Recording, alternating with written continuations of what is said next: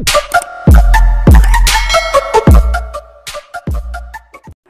mga master! Welcome back again to our channel. Panibagong araw, panibagong kabanata na naman ang pagsamasamayin natin ngayong araw na ito. At kung bago ka sa ating channel, pag-click ang subscribe button and hit the notification bell para updated kayo sa ating mga susunod na videos. So mga master, bago natin simulan ang ating kabanata ngayong araw na ito, huwag po sana natin skip yung ads mga master no, dahil malaking bagay na po yan sa ating munting channel. So simulan na natin kabanata ngayong araw na ito. Let's go! Kabanata 6821-6840. Kabanata 6821. Yeria, na tinakpan sa pagswirling ng mga itim at puting gas, na sisingilan patungo sa bagyo ng kaguluhan. Sa kabila ng malubhang pinsala ni Lizia, agad siyang nagbago sa isang nagliliwanag na ilaw na sinag at lumusot, na bumubuo ng isang hadlang sa harap ng bagyo. Boom! Sumunod ang isang kulog na pagsabog, na kumatok si Yeria. Kasabay nito, ang light barrier ni Lizia ay nasira. Parehong magagandang kababaihan ay bumalik sa kanilang mga porma ng tao pagkatapos ng pagbangga. Pinatatag ni Yeria ang kanyang sarili at nagubo ng dugo. Samantala, si Lizia ay bumagsak laban sa pader ng palasyo at nahulog sa lupa. Pagkatapos, pinalaki niya ang sarili gamit ang isang kamay, nakaluhod sa isang tuhod. Ang kanyang katawan ay malinaw na batter, at natatakpan ng mga sugat. Napagtanto ni Lizia na siya ay nasa isang kawalan, ngunit nagkaroon ng isang malakas na pagpapasya upang labanan ang kanyang huling hininga. Ang pagguhit sa kanyang karanasan sa labanan at manipis na lakas, pinamamahalaang niyang pigilan si Yeria. Di nagtagal, nawala ang bagyo ng kaguluhan. Si Yeria ay naiinis sa pamamagitan ng pagkawala ng kanyang pagkakataon. Hinawakan ni Lizia ang sarili na may kahirapan, habang nagubo siya ng dugo. Sa pamamagitan ng lahat, gayunpaman, pinakawalan niya ang isang ginhawa na pagtawa. Wala kang pagkakataon, Tai Chi. Kapag bumalik ang aking Panginoon, ito ang magiging wakas para sa iyo. Panipi. Galit na galit si Yeria, mapahamak ka na alipin. Gaano ka manggahas na masira mo ang napakagandang pagkakataon para sa akin. Papatayin kita. Pagkatapos magsalita, pinakawalan ni Yeria ang isang nakakatakot na dagandong at tinawag ang kanyang kapangyarihan ng Tai Chi. Pinigilan ng labis na lakas, nahulog sa lupa si Lizia na may tinak. Kahit na, tiniis niya ang sakit mula sa kanyang mga pinsala at walang takot na tumalikod. Umungol si Yeria, lumuhod, at tanggapin ang iyong tadhana. Sinaksak niya ang presyon, na nagiging sanhi ng pagbagsak muli ni Lizia. Gayunman, tumanggi si Lizia na magbunga at pinilit ang sarili muli. Anuman ang kinalabasan ng labanan, pinamamahalaang niyang ipadala si James sa Chaos Storm. Iyon para sa kanya, ay kumakatawan sa panghuli tagumpay. Kahit na maaaring harapin niya ang pagkamatay, handa na siyang yakapin ito. Hand layover, at ilalabas ko ang iyong buhay. Napansin ang masungit na saloobin ni Lizia, hiniling niya ng galit, ngayon.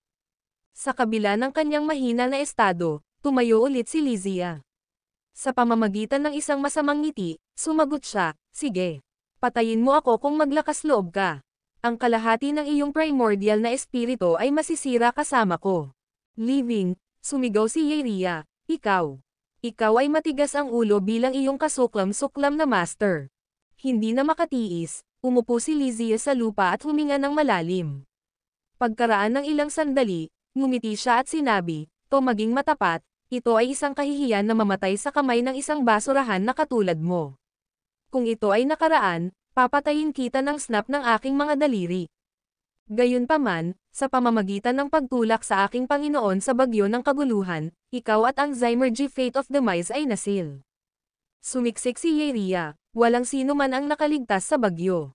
Bagaman makakamit niya ito, may pagkakataon din na mapuksa ang kanyang kaluluwa.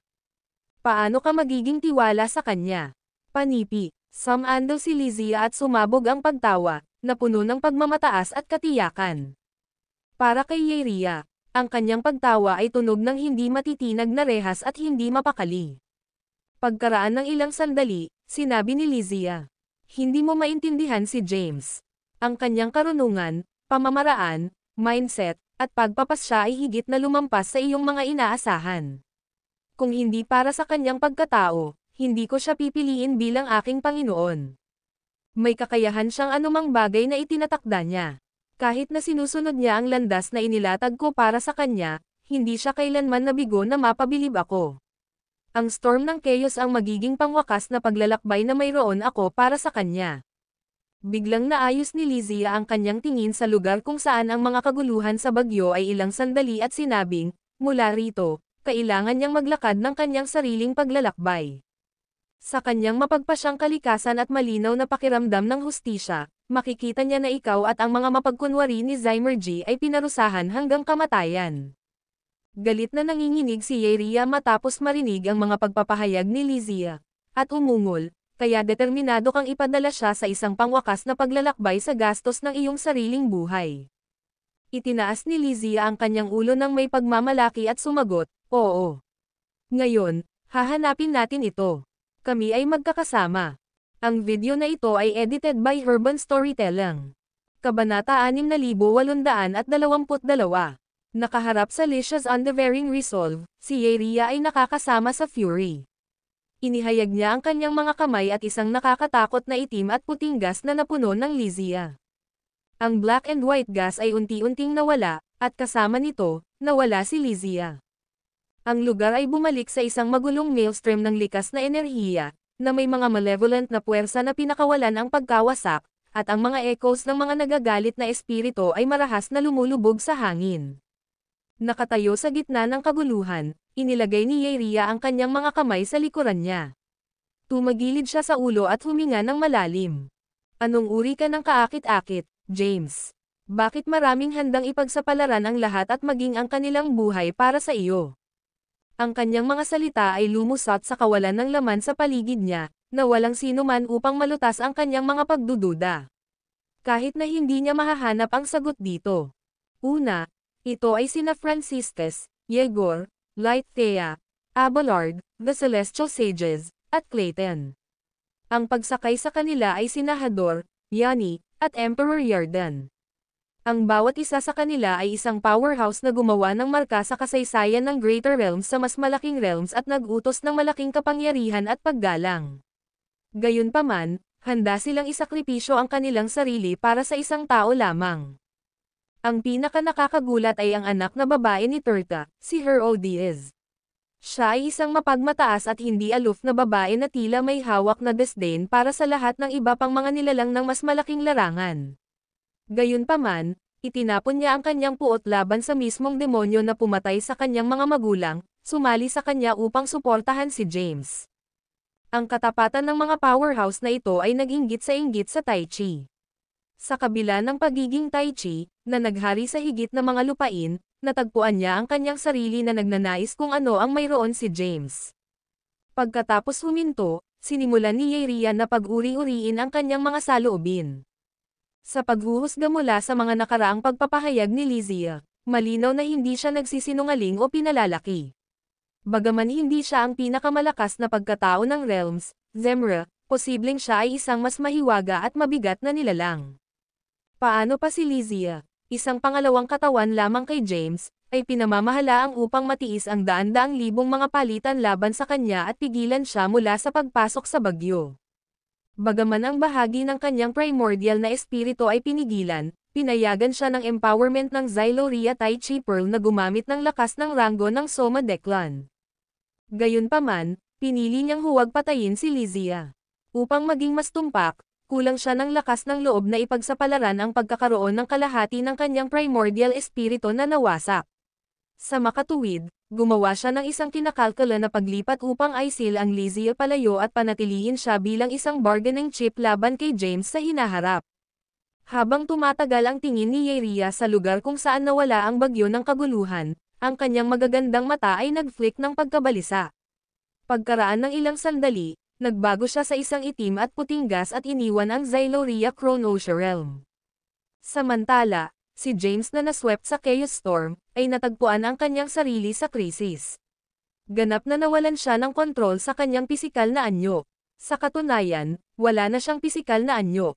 Ang kanyang base sa paglilinang, lakas at kapangyarihan ay nawala. Maging ang Eurus 1 Genesis Bell at ang kanyang panghuli gininto ang katawan ay nawala. Ang pinaka hindi mapakali na bahagi ay ang pagkawala ng koneksyon sa Lysia, Hemere at Fennec. Sa sandaling iyon, naramdaman niya na parang nawala ang lahat. Ang natitira lamang ay ang kanyang kamalayan, na lumaki sa kaguluhan ng mga hindi mapigilan na puwersa. Sa loob ng Chaos Storm, si James ay nabawasan sa isang walang magawa, walang awa na espiritu. Naiwan siya sa awa ng iba't ibang mga kapangyarihan, paghihigpit, at nakakatakot na puwersa. Matapos ang tila isang kawalang hanggan sa bagyo ng kaguluhan, hinihigop ng espiritu ni James ang maraming puwersa at nabuo sa isang jade disc ang laki ng kamao ng isang sanggol. Habang tinitiis nito ang walang humpay na pag-aalsa, ang kakanyahan ay pinalawak at pinukpok ang mga panlabas na layer nito. Sa huli, sa wakas ay muling itinayo ni James ang isang pisikal na katawan sa gitna ng jade disc. Gayunpaman, hindi niya nagawang masira ang disc at palayain ang kanyang sarili. Habang umiikot ang jade disc, unti-unting umakyat ito ng mas mataas. Umupo si James, at namumulaklak ang isang puting bulaklak na bulaklak. Ang video na ito ay edited by Urban Storytelling. Kabanata 6823. Sa sandaling iyon, dahan-daang binuksan ni James ang kanyang mga mata. Isang 10 kulay na banal na ilaw ang bumaril mula sa kanyang mga mag-aaral, at ang kanyang katawan ay agad na nababalot sa isang nakasisilaw na glow. Nadama ni James ang isang pag-akyat ng pamilyar na lakas na umuurong sa kanyang katawan. Ito ay ang Decachrome banal na ilaw, ang puwersa na nabuo ng isang pagsasanib ng Marcy Ice at kapangyarihan ng historial. Habang ang jade disc ay patuloy na hinihigop ang mga mahiwagang puwersa mula sa paligid, pininaw sila ni James sa kapangyarihan ng Decachrome. Pagkatapos, pinagsama niya ito ng isang pulang-pula na puwersa, na bumubuo ng isang kapangyarihan na may isang 10 kulay na glow na tinakpan ng isang pulang glow sa panlabas na layer. Ang Xereus Awakening, Historial Coexistence, Homeroom Transform, at Innate Bloodshade. Biglang naalala ni James ang unang parirala ng Chant Lysia na itinuro sa kanya. Habang sumasalamin siya sa likas na katangian ng mga kapangyarihan na kanyang ginamit, isang alon ng pagkabigla na hugasan sa kanya. Ang Xereus Awakening ay malamang na tinutukoy ang kanyang kasalukuyang estado. Ang pagkakasama sa kasaysayan ay tinukoy sa magulong eksena na naglalabas sa labas, ang pagbabagong anyo ng Homeroom ay nakalink sa kapangyarihan ng Decachrome at ang likas na dugo na tinukoy sa pamana ni Emperor Yarden. Isinalin ni James ang Xereus Awakening bilang sumasalamin sa kanyang kasalukuyang kondisyon. Ang pagkakasama sa historial ay tila tumutugma sa magulong senaryo na naglalaro sa kabila ng kanyang agarang paligid. Samantala, ang pagbabagong anyo ng Homeroom ay lumitaw na nauugnay sa kapangyarihan ng Decachrome, at ang likas na dugo ay konektado sa pamana ni Emperor Yarden. Ang pagsasanib ng kanyang mga kapangyarihan ay sumigaw ng mga paglalarawan ng unang parirala ng Chant. Tulad ng para sa pangalawang parirala ng Chant, kinailangan ni James kung paano niya makamit ang pagsasama ng tatlong kayamanan na nagbabago ng kakanyahan sa enerhiya, pag-convert ng enerhiya sa espiritu, at pagkatapos ay pinapayagan ang espiritu na bumalik sa wala. Minsan pa ipinikit ni James ang kanyang mga mata at matiig ang sinubukan na maunawaan ang Chant. Ang kakanyahan ng Jade ay mabilis na umiikot, na nagdulot sa kanya na lumubog sa loob ng bagyo. Sa sandaling iyon, ang dalawang parang multo na numero, isang kulay abo at isang itim, ay tumayo sa mata ng bagyo. Napansin nila ang pagbabagong anyo ni James at paulit-ulit na tumango sa pag-aproba. Tila kahit na wala kaming tulong, magagawa niyang maunawaan ang konsepto ng pagsasama ng tatlong kayamanan, ang gray spectral figure ay sinabi ng isang ngiti. Ang itim na parang multo na figure ay tumawid sa kanyang mga kamay sa likuran at tumugon, oo. Siya ang napili ni Frana, pagkatapos ng lahat. Ang kanyang potensyal ay dapat na pambihira. Gayunpaman, hindi ko inaasahan na ang isang tao ay may bra sa lugar na ito. Matapos ang isang maikling pagpos, lumingon siya sa kanyang kasama at sinabing, hindi ba maraming mga Alcide na nilalang na nabuo mula sa energies sa mas malaking kaharian? At hindi ba nila itinuturing ang kanilang mga sarili na mahusay na nilalang na may walang kapares na mga kakayahan? Ang kulay abo na parang multo ay umiling-iling sa kanyang ulo at sumagot, ito ay isang pagkakamali upang payagan ang mga nilalang ng Alcide na bumuo ng kanilang sariling kamalayan. Sa pagbabalik tanaw, tama si Frana. Ang itim na parang multo ay tumayo ng tahimik, na nagmamasid kay James. Matapos ang isang sandali ng pagmumuni-muni, pinalawak niya ang kanyang mga kamay pasulong at isang nakasisindak na itim na kidlat na bolt na binaril kay James. Boom! Ang isang bingi ng rumble ay umalag sa walang bisa habang ang itim na kidlat ng bolt ay biglang huminto sa pamamagitan ng isang kulay abo na puwersa. Ano ang ibig mong sabihin dito, Chuba? Ang itim na parang multo na figure ay sumulyap sa kanyang kasama. Ang gray spectral figure, na nagngangalang Chuba Barnett, ay reprimanded. Ang 3 kayamanan at 5 espiritu ay ang mga batas ng bagyo ng kaguluhan. Pinapayagan kaming manood, ngunit hindi makikialam. Ang itim na parang multo ay nagtanong, talagang nais mo bang mapahamak sa mga kamay ng isang tao lamang? Ito ay magiging isang kahihiyan. Bumantong hininga si Chuba at tumugon, matapos maabot ang gayong taas sa paglilinang, nababahala mo pa rin ang iyong sarili sa tagumpay at pagkatalo, lakas at kahinaan, mga kaibigan at kaaway, at kumapit sa karangalan at kahihiyan. Sa kasong iyon, nararapat kang manatili dito ng walang hanggan. Hindi ka pa handa. Ang itim na parang multo ay tumahimik muli at itinaas ang kanyang tingin sa tuktok ng bagyo.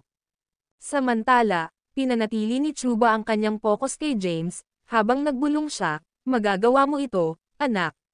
Nabubuhay ka na parang ipinanganak mula sa kamatayan, nabubuhay tayo na parang namamatay mula sa buhay. Ang iyong katuparan ay nagbibigay sa amin ng aming sarili. Ang video na ito ay edited by Urban Storytelling. Kabanata 6824. Sa loob ng Chaos Storm, ang Jade Disc ay iginuhit sa isang stream ng mahiwagang kapangyarihan at patuloy na lumalawak hanggang sa tumugma ito sa kalawakan ng bagyo. Kasabay nito, ang bulaklak sa ilalim ni James ay nagsimulang dumami, na kalaunan ay lumalawak sa isang kabuoang 81 lotus, na umiikot ng mabilis sa paligid niya. Habang nagbukas ang mga pagbabagong ito, ang mga bulaklak ay patuloy na sumisipsip ng kapangyarihan mula sa paligid hanggang sa sila ay mamukadkad. Nagpalabas sila ng mga pagsabog ng nakasisilaw na mga puting ilaw, na mabilis na sumisid sa bagyo ng kaguluhan. Sa sandaling iyon, ang 2 mahiwagang nilalang sa mata ng bagyo ay nasa sabik sa napakatalino na ningning. Nabulag sa pamamagitan ng intensity, likas na itinaas nila ang kanilang mga kamay upang protektahan ang kanilang mga mata. Sinabi ni Chuba na may nanginginig na tinig, 81 jade blossoms ay naging materialized. Ito ang bilang ng pagiging perpekto, ang simbolismo ng isang kumpletong pag-ikot. Nakita mo ba ang sino mang may mahusay na mga nagawa kapag sinusubukan na ayusin ang una sa mga unang kayamanan, Zemre? Panipi. Gumuhit ng isang matalim na paghinga, ang itim na parang multo na figure na kilala bilang Zemre Crayon ay nagsabi ng malamig, ang taon na ito ay talagang kahanga-hanga. Gayunpaman, ang pagtawag ng 81 jade blossoms ay isang bagay, ang pagkakaroon ng lahat ng pamumulaklak ay isa pa, walang paraan. Panipi. Sa pamamagitan ng mga mata ay nakabukas ng malapad, bulalas ni Chuba, 50 sa kanila ang namumulaklak. Ang mga ito ay mga namumulaklak na jade. Habang nagsalita sila, ang mga bulaklak sa paligid ni James ay patuloy na namumulaklak ng paisa-isa, na lumampas sa bilang ng 50. 60. Homegrown jade ay namumulaklak din. Binibilang ni Chuba, ang kanyang tinig ay lalong nagulat, 70. Ang ilan pang mga namumulaklak na historical jade. Kahit na si Zemra, na karaniwang may kalmado na pag-iingat, ay sumire sa karakter. Nakatitig siya sa nagliliwanag na puting ilaw sa gulat. Paano? Paano ito posible? Isang tao lamang ang pinamamahalaang mamulaklak ng mga namumulaklak na jade. Si Chuba na naitama ng isang nakakagulat na tinig, hindi, sila ay Woya Jade Blossoms. 80 sa kanila ang namumulaklak. Sa paghahayag na ito, si Zemra ay nag-staggered, halos mawala ang kanyang balanse. Siya ay isang sinaunang pagkatao, na nakaligtas sa mga ians at nakaranas ng maraming sakuna. Matapos ang lahat ng ito, naisip niya na wala nang naiwan na maaaring sorpresa sa kanya. Gayunpaman, ang mga nagawa ni James ay nagpatunay sa kanya na mali. Nang pumasok siya sa Chaos Storm, kinuha niya ito ng maraming mga nabigo na pagtatangka bago siya sa wakas ay nagtagumpay sa paglilinang ng 70 mga bulaklak na jade. Samantala, isang tao lamang ang pinamamahalaang upang maging material sa kanyang unang pagtatangka. Bukod dito, sila ay Woya Jade Blossoms. Matapos ihambing ang kanyang sarili, napagtanto niya kung gaano karaming potensyal na James ang paghahambing sa kanya. Sigaw ni Chuba, tingnan. Mayroong 81 sa kanila. Ito ba ay isang Xeraeus Jade Blossoms? Ito ang pinakaunang oras na ito ay nagpakita. Bumalik si Zemre sa katotohanan at napansin na kabilang sa 81 Jade Blossoms na lumulubog sa paligid ni James sa Jade Disc sa ibaba nila. Ang huling isa ay nagsimulang bahagyang ibagsak ang mga petals nito sa ilalim ng napakatalino na puting ilaw. Iyon ay isang Xeraeus Jade Blossom, binigkas ni Zemre, nanginginig ang kanyang tinig. Ang susunod na segundo, isang masakit na dagandong sumabog mula kay James. Di nagtagal, ang huling pamumulaklak ng Jade ay ganap na namumulaklak sa isang matinding pagsabog ng nakasisilaw na puting ilaw. Ang 81 Jade Blossoms fused, na bumubuo ng isang napakalaking snow white orb ng ilaw na umiikot ng mabilis. Boom! Sumunod ang isang kulog na pagsabog, at ang Jade Disc sa paligid ni James ay nabasag. Agad na, isang kahangahangang Snow White Lotus na may mga lilang gilid na ganap na nakapaloob sa kanya. Bulalas ni Chuba, nakamit niya ang Xeraeus Jade Blossoms Mahayana. Siya ay isang kakatwa, isa na lampas sa kataas-taasang landas. Huminga ng malalim si Zemre at sinabing sentimentally, kaya ito ang katulad ng Jade Flower Mahayana. Palagi nating naisip na ang ating sarili ay walang kapantay na mga powerhouse ng mas malaking larangan. Gayunpaman, ang kanyang mga nagawa ay nagpapahiya sa atin. Tila ang pamagat bilang pinakamatalino ng Greater Realms ay hindi na ako panatilihin. Ang video na ito ay edited by Urban Storytelling. Kabanata 6825. Chuba ay nagsabi ng emosyonal, ang tao na ito ay tumawag ng 81 Jade Blossoms, ang bilang ng pagiging perpekto at simbolismo ng isang kumpletong pag-ikot. Bukod dito, ang kanyang pangwakas ay isang Xeraeus Jade Blossom. Walang alinlangan na makamit niya ang mahusay na mga fits kapag nililinang ang mga bulaklak ng ginto at jacinth. Lumingon siya kay Zemre at nagpatuloy, na nagsasabing, sa wakas ay may isa pang transcendent na maaaring mapalampas ang mga kataas-taasang nilalang at mga powerhouse ng iba't ibang mga templo. Panipi. Umiling-iling si Zemre at lumaban, hindi kinakailangan. Ang paglilinang ng tatlong kayamanan ay simula pa lamang. Ang tunay na hamon ay namamalagi sa pag-regulate ng lahat ng tatlo. Kung magagawa natin ito, hindi na natin kailangang bumalik sa ating mga likas na estado. Nawala si Chuba sa mga salita.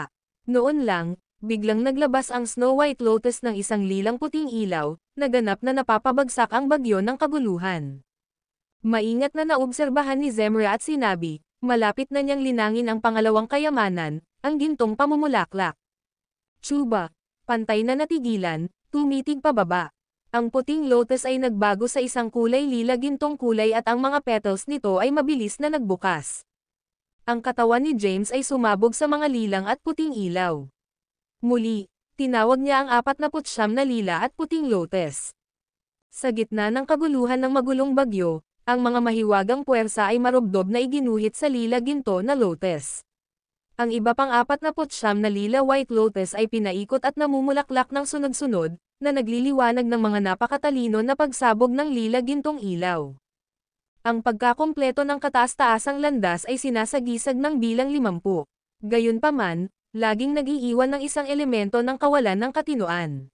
Ipinatawag niya ang 49 na mga bulaklak na ginto, iyon ang pinakamataas na tagumpay, Xeraeus gintong mga pamumulaklak. Ang katawan ni Zemre ay nag-quiver habang siya ay nagtaka, siya ba ay isang halimaw? Samantala, biglang bumukas ang mga mata ni James. Ang 49 na purple gold lotus ay naglabas ng mga sapa ng lilang gintong apoy ng paisa-isa.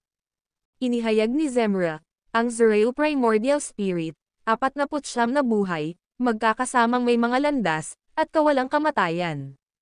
Ang kanyang primordial na espiritu ay nalampasan na ang nakaraang kataas-taasang landas. Panipi.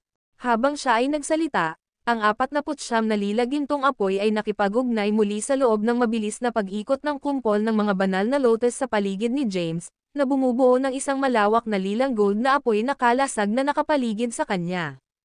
Sa susunod na sandali, ang lilang gintong apoy na kalasag ay sumabog na may mahiwagang enerhiya, na nabuo sa siyam na maraming kulay na lotus. Bulalas ni Chubas, ito ang huli sa tatlong kayamanan, ang Jacinth Blossom. Maliban kung may mangyayari na hindi inaasahan, malamang na masaksihan natin muli ang pagkakaiba-iba ng Zoreos. Panipi.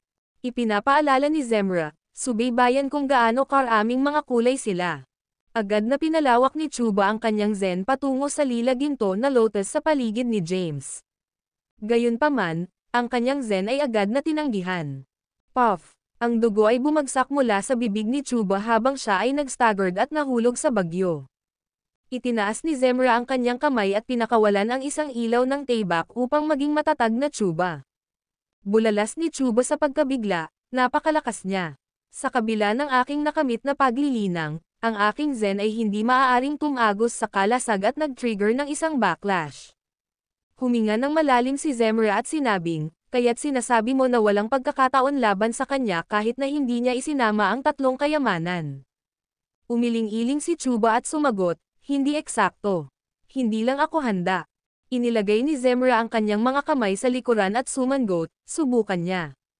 Kung magtagumpay siya, hahayaan natin ang mga bagay na natural. Binigyan ni Chuba si Zemra ng isang sulyap ngunit nanatiling tahimik. Zakupan mo sila. Sigurado siyang karapat-dapat sa kanyang reputasyon bilang pinakamalakas na kaharian. Sigurado siyang mayabang. Hindi ba niya nakikita kung gaano kalakas ang taong ito? Ang video na ito ay edited by Urban Storytelling. Kabanata 6826.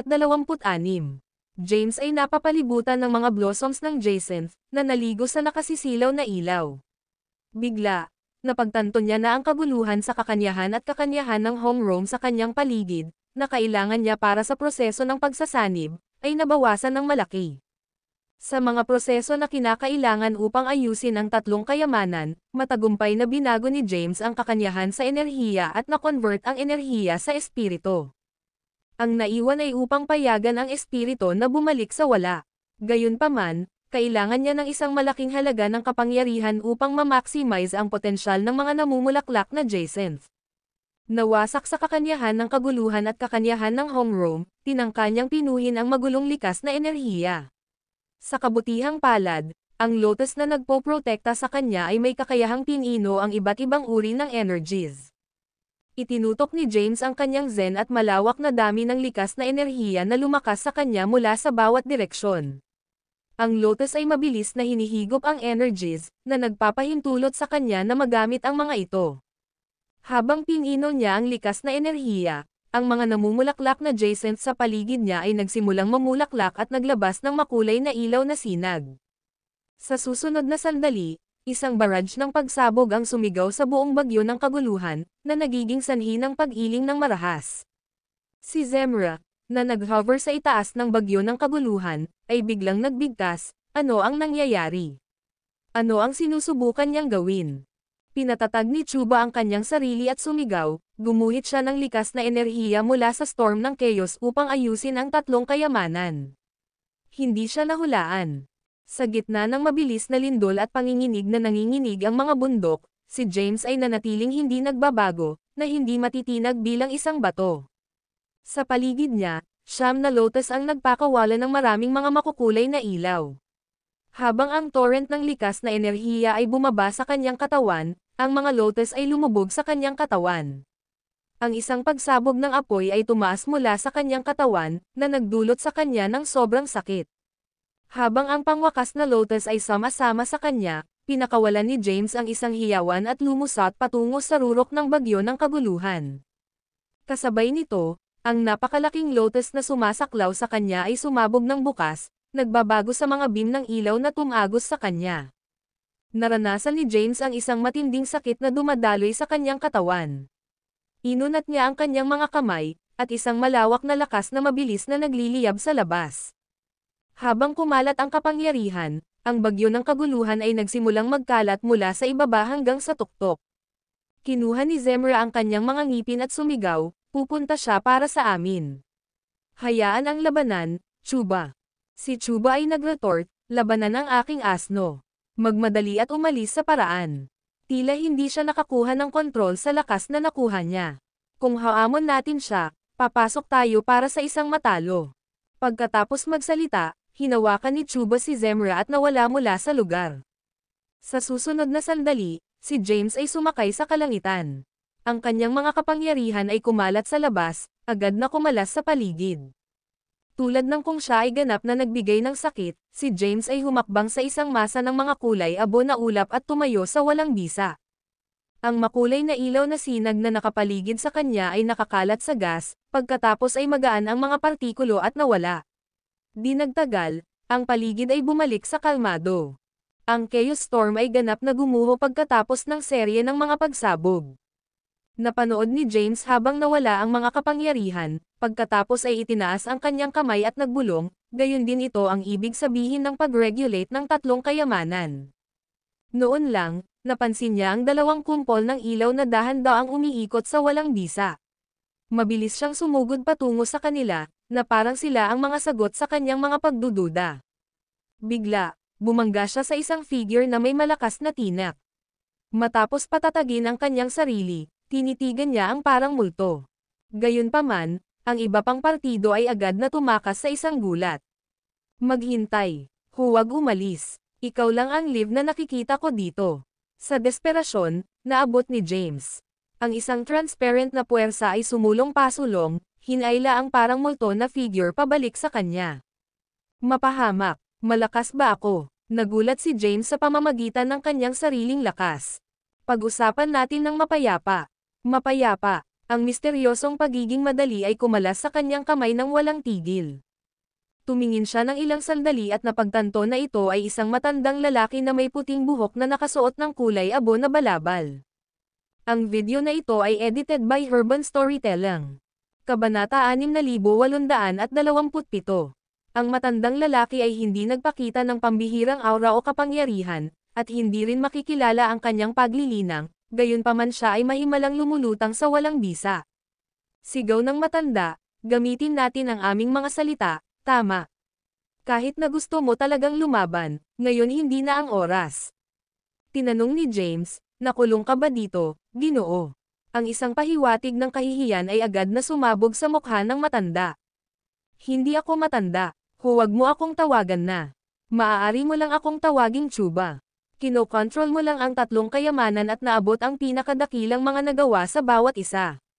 Ito ay isang kamangha-manghang paningin. Hindi ako maglakas loob na matugunan mo ako ng magalang.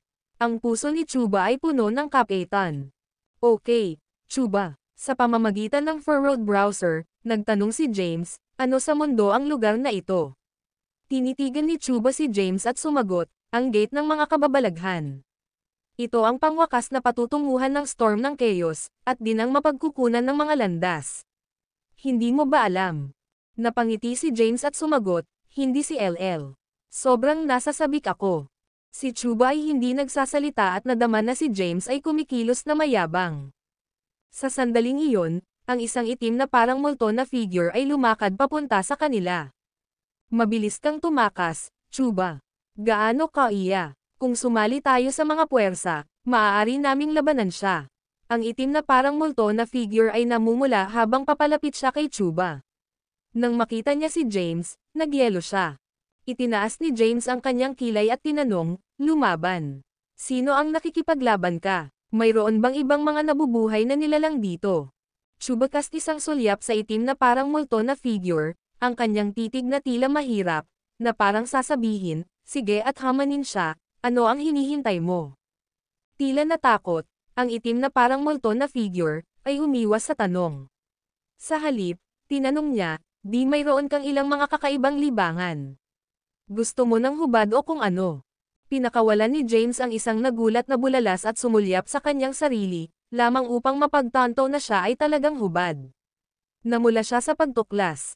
Pag-scrambling para sa isang solusyon ngunit sa paghahanap ng kanyang sarili ng walang anumang mga pag-aari, mabilis na na-improvise si James. Pinagsama niya ang ilang mga likas na enerhiya at hinimok ito sa paligid ng kanyang sarili bilang isang makeshift na takip. Gayunpaman, ang Chuba at ang itim na parang multo na figure ay lumayo sa kanya. Tumawag si James nang nagmamadali, maghintay. Wala talaga akong damit, hindi ito ang iniisip mo. Hindi ako interesado sa mga matatandang lalaki. Ang ibig kong sabihin, hindi ako interesado sa mga kalalakihan. Ang itim na parang multo na figure at Chuba ay nagpalitan ng maingat na sulyap, nag-aatubili na lumapit sa kanya. Tinanong ni James, ikaw ba ay dalawang tagapag-alaga ng gate ng mga kababalaghan? Mayroon bang iba pang mga nabubuhay na nilalang dito? Hinaplos ni Chuba ang kanyang ilong na awkwardly, pagkatapos ay itinuro sa itim na parang multo at sinabing, ang kanyang pangalan ay Zemra. Nais niyang labanan ka. Bago matapos si Chuba, tinakpan ni Zemra ang kanyang bibig at nakipag-ugnay, hindi tayo mga tagapag-alaga. Ito rin ang aming unang pagkakataon dito. Marami rin tayong matutunan. Hindi pa rin namin alam ang iyong pangalan. Naaalala mo ba akong nagtanong? Nakakakita ng bigla ang paglipat ni Zemre sa pag-uugali, natagpuan ito ni Chuba. Ang Diyos ng Creole Sword na hindi natatakot sa 5 landas ng mga emperador, na gumawa lamang ng mga pag-angkin na nais na magnakaw ng 3 kayamanan ng ibang tao, ngayon ay nagpatibay ng isang maamo na saloobin. Ang video na ito ay edited by Urban Storytelling. Kabanata 6828. Pagkatapos ng isang maikling pagkabigla, hinawakan ni James ang kanyang mga kamay at sinabing, humihingi ako ng paumanhin. Dapat kong ipakilala ang aking sarili kanina. Ang pangalan ko ay si James Caden. Ako ay isang tao mula sa madilim na mundo, mula sa maaari mong tawaging walang bisa ang Tai Chi World's Yin. Nagpalitan sina Zemra at Chuba, pagkatapos ay tinanong ng sabay-sabay, ang kahalili ni Yanni. Nagulat, nagtanong si James, kilala mo ba siya?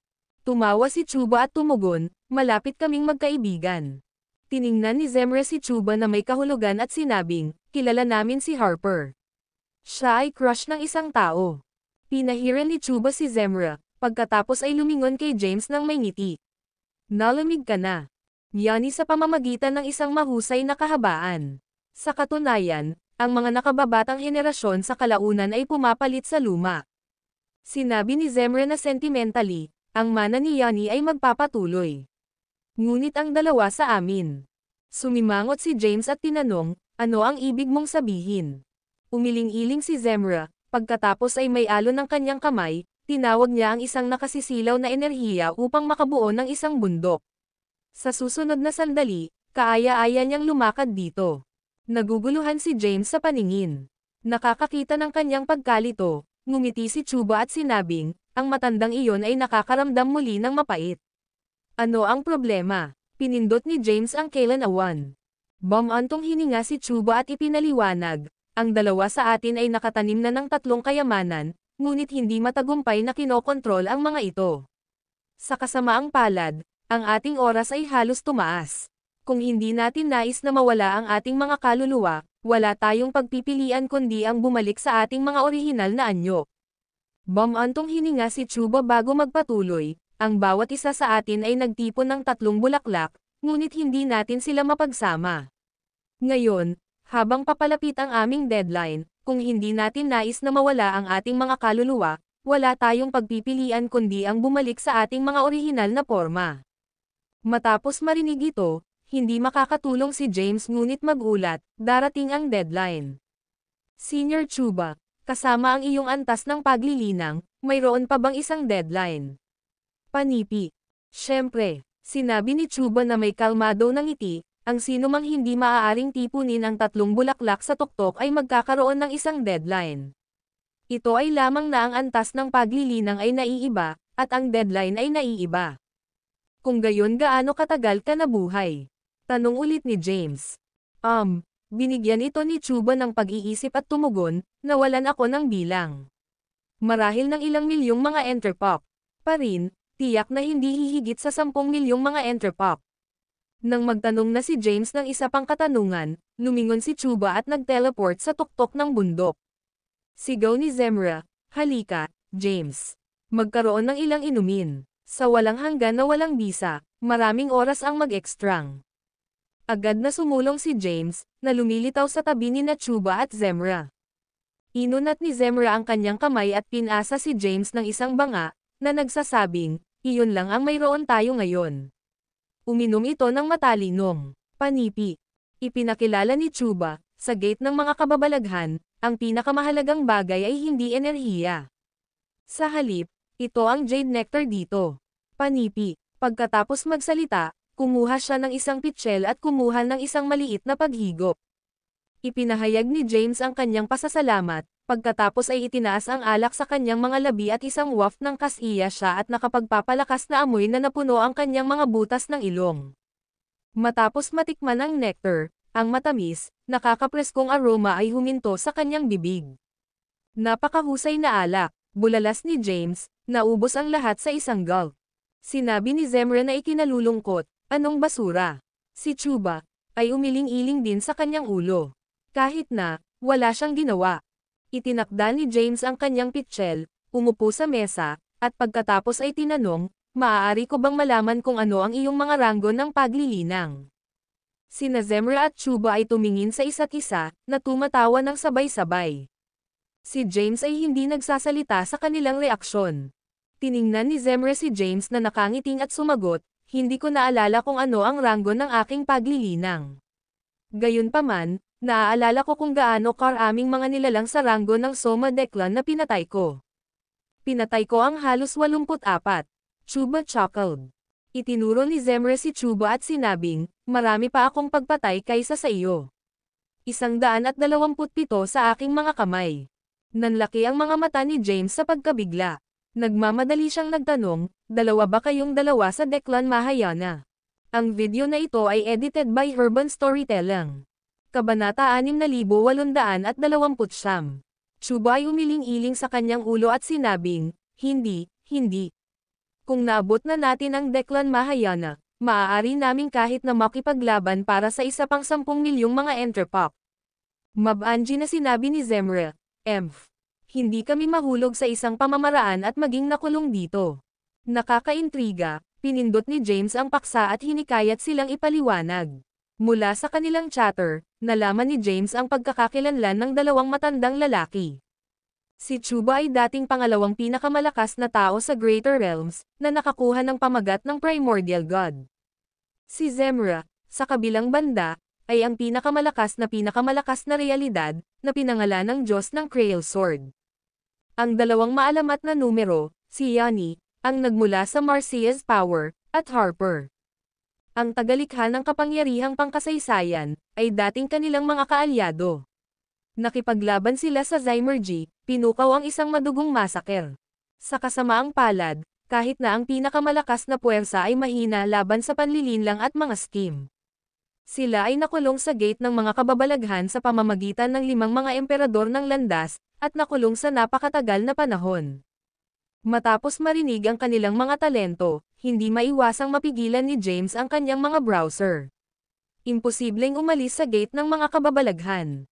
Ang Chuba ay nagbuntong hininga ng marahan at sumagot, hindi kinakailangan.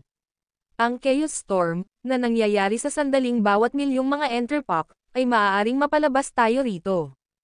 Sinuri pa ni James, kung gayon, bakit hindi ka umalis? Panipi. Malapit na ang oras natin, kaya bakit abala ang pag-alis? Wala kaming pagnanais na harapin ang kahihiyan mula sa mga mapagkakatiwalaang self-matuwid, retorted ni Zemra, ang kanyang mahigpit na pagkakahawak sa kanyang pag-upa sa alak. Ang aming lakas ay hindi kung ano ang dati. Kahit na magkasama, maaaring hindi namin kinakailangang tumayo ng isang pagkakataon laban sa 5 mga emperador ng landas, dagdag ni Chuba na may pakiramdam ng pagbibitiw. Tumahimik si James, nakakaramdam ng pakikiramay sa mga hindi kapani-paniwala na pagtatagpo. Kasabay nito, ang kanyang sitwasyon ay timbangin din sa kanyang isipan. Ayon kay Lysia, at ang dalawang matandang lalaki, ang Chaos Storm ay nangyari lamang minsan bawat 1 milyong mga Enterpop. Gayunpaman, hindi niya kayang maghintay ng matagal. Bukod dito, nag-aalala siya tungkol sa Lysia, Hemera, at Fennec. Higit sa lahat, ang pinakapilit niyang pag-aalala ay si Yeria. Kung siya ay maghangad ng paghihiganti dahil sa galit laban sa kanyang pamilya at mga kaibigan, ang mga kahihinatnan ay mapapahamak. Biglang tumawag si Chuba, James. Nakilala ni James ang kanyang tingin sa isang nakasimangot.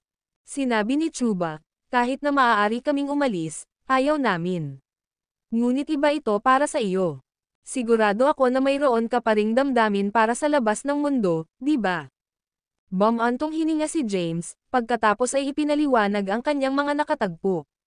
Bulalas ni Zemra at Chuba, ang Yin Governor ay asawa mo. Panipi. Tumango si James. Nagyuzisa si Zemra. Ano ang tungkol kay Frana?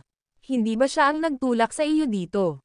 Dagdag pa ni Chuba, isa siya sa pinakamagagandang kababaihan sa mas malaking larangan. Mayroon kang mahusay na panlasa. Panipi, ipinaliwanag ni James, si Frana ang aking pangalawang katawan. Kung wala ang kanyang tulong at malawak na kaalaman, hindi ako darating hanggang ngayon. Matapos ang isang maikling pagpos, tiningnan sila ni James at biglang ngumiti. Ano sa palagay mo ang pakikitungo sa akin? Nagulat sina Chuba at Zemre sa kanyang alok. Ang dalawa sa kanila ay malapit na sa kanilang pagkamatay, at mahirap mag-isip ng isang bagay na maaari nilang patunayan sa kanya. Tiningnan sila ni James at sinabi, tutulungan kita ng dalawa na ayusin ang tatlong kayamanan. Bilang kapalit, gusto ko ng isang paraan upang makalabas dito. Hindi ako makapaghintay para sa isa pang milyong Enterpop para lumitaw muli ang Chaos Storm. Panipi. Huminga ng malalim sina Chuba at Zemra at tiningnan siya sa pagkabigla. Kinakabahan si James, ano sa palagay mo? Ang video na ito ay edited by Urban Storytelling. Kabanata 6830. Pagkatapos ng isang sandali, sumabog si Chuba sa pagtawa. Si Zemra, sa kabilang banda, ay mas prangka. Tinanong niya, pamilyar ka ba sa konsepto ng tatlong kayamanan? Matapos ang isang maikling pagmumuni-muni, sumagot si James, hindi ba tungkol sa pagkamit ng kawalang kamatayan? Panipi. Matieg ang ipinaliwanag ni Chuba, ang pamumulaklak ng Jade ay sumisimbolo ng kakanyahan, ang ginto na pamumulaklak ay sumasaklaw sa enerhiya, at ang bulaklak ng Jacinth ay nagpapahiwatig ng espiritu. Upang ganap na ayusin ang mga ito, kakailanganin nating ibalik ang espiritu sa wala. Kahit na nilinang na namin ang tatlong kayamanan, hindi namin makatapos ang pangwakas na hakbang dahil naipon namin ang isang malaking negatibong aura mula sa labis na pagpatay. Magsasagawa ito ng himala para magtagumpay tayo. Dagdag pa ni Zemra, upang salungatin ang likas na pagkakasunod-sunod o ang pangunahing. Ang mga prinsipyo ng universo at nakamit ang kawalang kamatayan ay hindi isang bagay na maaaring ibigay. Panipi. Isang alon ng pagtanggi na hugasan kay James. Una niyang inaasahan na gamitin ang chance na itinuro sa kanya ni Lizzie na manggal akal para sa dalawang matandang lalaki na tulungan siyang makahanap ng isang paraan. Sa kasamaang palad, ito ay napakabuti ng isang panaginip. Bumantong hininga si Chuba, lumingon kay James, at sinabing, alam mo ba kung gaano karaming mga tao ang matagumpay na nilinang si Jace Blossom? Umiling-iling si James. Nakipag-ugnay si Zemra, na nagsasabing, hindi hihigit sa 50. Ang mga nagtagumpay ay kabilang sa pinakamalakas na mas malaking lupain. Ipinaliwanag ni Chuba, tama iyon. At may mas mababa sa isang dosenang na nagtatanim ng parehong pamumulaklak ng jade at ginto. Nakatayo sila sa tuktok ng mas malaking realidad. Inayos ni Zemra ang kanyang titig kay James at sinabing, ang mga namamahala upang linangin ang lahat ng tatlo ay maaaring malupig ang mas malaking realidad. Sa aming kaalaman, tatlo lamang ang nakarating sa tagumpay na ito. Nanlaki ang mga mata ni James sa kanilang paghahayag. Agad siyang tinanong, ang isa sa kanila ay miyembro ng 5 mga emperador ng landas. Kinumpirma ni Zemra na may tumango. Ang iba pang dalawa ay pinagkadalubhasaan muna ang 5 espiritu ng intergression. Sila rin ay napakalakas na mga nilalang. Hinayla ni Chuba si Zemra at nakipag-ugnay, huwag mo siyang linlangan. Ang aming kaalaman ay limitado sa napakaraming mga Enterpop na nakaraan. Ang mga bagay ay maaaring ibang-iba ngayon. Tumango si Zemra. Tama ka. Kontrolin nila ang gate ng misteryo, paglikha, kabutihan, at huya. Hindi namin mahuhulaan ang kanilang lakas. Sumimangot si James at tinanong, mayroon bang nais mong gawin? Nagpalitan sina Zemra at Chuba, pagkatapos ay sumabog sa pagtawa. Matalino, tulad ng aasahan ng isang tao mula sa isang tao. Naintindihan mo ako kaagad. Hinatak ni Chuba si Zemra at sinabing, sige, sapat na iyon. Siya lamang ang nagtagumpay sa pagsasama ng tatlong kayamanan. Inaasahan kong mapagtanto niya ang aming mga pangarap. Tumugon si Zemra, syempre makakaya niya. Matugunan ang aming dalawang kahilingan, at masisiguro naming makalabas ka sa gate ng mga kababalaghan. Nakatingin sa kanya si James. Mangyaring gawin ang detalyado. Una, labanan mo kami sa isang malubhang labanan. Kami ay gumugol ng maraming mga tainga sa pag-iisa dito. Kahit na ang aming mga kapangyarihan ay nawala ng kaunti at wala na kami sa aming mga taluktok, kami ay kabilang pa rin sa pinakamalakas na mas malaking larangan. Tanong ni James na may nakasimangot, kailangan ba iyon? Ipinagmamalaki ni Zemra, ito ay. Huwag ipakita ang awa, sapagkat gagawin natin ito. Tumahimik sandali si James, pagkatapos ay tinanong, ano ang pangalawang hinihiling? Tatalakayin natin ito pagkatapos mong talunin kami, sagot ni Zemra, pagkatapos ay ibagsak ang kanyang inumin at lumubog sa kalangitan. Ang video na ito ay edited by Urban Storytelling. Kabanata 6831. Suddenly, sumabog si Zemre sa isang nakasisilaw na pagpapakita ng mga ilaw sa buong madilim na walang bisa na agad na nag-iilaw sa paligid. Sinabi ni Chuba na nagbitiw, ang Creo Sword ay tunay na nagmamahal ng Diyos ng isang mahusay na laban. Bigyan mo ito ng lahat, James. Napakagandang pagkakataon na nakatagpo ka, ang parehong para sa amin. Pagkatapos magsalita, nagbago siya sa isang guhitan ng ilaw at umakyat sa kalangitan. Ang dalawang matandang lalaki ay nakaposisyon sa kanilang sarili, isa sa kaliwa at ang isa sa kanan. Inabot ni James ang 2 jugs ng alak sa mesa at agad na hinaplow sila. Ngayon, higit sa dati, kailangan niyang subukan ang kanyang mga kasanayan laban sa mga makapangyarihang kalaban upang masukat ang buong saklaw ng kanyang mga kakayahan matapos matagumpay na isama ang tatlo. Kayamanan. Hinikayat ni Zemra, tingnan natin kung ano ang nakuha mo, James. Tumalon si James sa walang bisa, na naiiba sa masiglang pagpapakita ng mga matatanda. Hindi tulad ng nakasisilaw na pagpapakita ng ilaw ng kanyang kalaban, tumayo siya, tulad ng isang hindi gumagalaw na bundok. Parang hindi siya nag-aalala, matahimik, at tila natanggal mula sa sitwasyon. Pinahaba ni Zemra ang kanyang mga braso, at ang hangin sa paligid niya ay biglang sumabog na may nakasisilaw na mga ilaw ng taybak, na dumidiretso kay James. Si Chuma ay damaloy sa kanyang kamay, at hindi mabilang na mga palad na material sa magkabilang panig ni James, na lumilitaw sa kanya. Ang dalawang matandang lalaki ay pinakawalan ang kanilang mga supernatural na kapangyarihan, na walang iniwan na pagtakas. Gayunpaman, si James ay hindi nagpakita ng mga palatandaan ng pag-iwas, ni hindi siya nag-flinch. Nag-hover siya sa walang bisa, pinalawak ang kanyang braso, at pinapalakpakan ang kanyang mga kamay sa isang palad. Sa sandaling iyon, ang napakaraming pag-atake ay tumigil sa kanilang mga trap. Ang isang transparent na puwersa ay lumitaw mula sa katawan ni James, na kinukuha ang mga ilaw ng taybak at pag-atake ng palma, na hinuhuli ang mga ito sa 2 lotes. Kaagad pagkatapos, siya ay sumulpat at tumayo sa kanila. Pinalakas ni Chuba at Zemra ang kanilang mga pag-atake, na isinasara sa kanya mula sa 2 magkakaibang direksyon. Sa kabila ng mabangis na pagsalakay, nanatiling binubuo si James. Itinaas niya ang kanyang kamay, hinarang ang pag-atake ng palad ni Chuba, at pagkatapos ay nahuli ang ilaw ng taybak ni Zemra. Kung gusto mo ito ng sobra, mayroon ito, umungol si Zemra, pagkatapos ay sumabog ang ilaw ng kanyang taybak. Tumalon siya sa kalangitan at pinakawalan ang isang serye ng mga pag-atake. Bagaman wala na siyang taybak, ang kanyang mga pag-atake ay katangi-tangi at walang kamali-mali. Sobrang kalmado si James sa harap ng kanilang mabilis na pag-atake. Sa sandaling iyon, sumabog si Chuba ng mga makikinang na ilaw. Agad siyang sinira at inilunsad ang daan-daang libong mabilis na pag-atake ng palma kay James.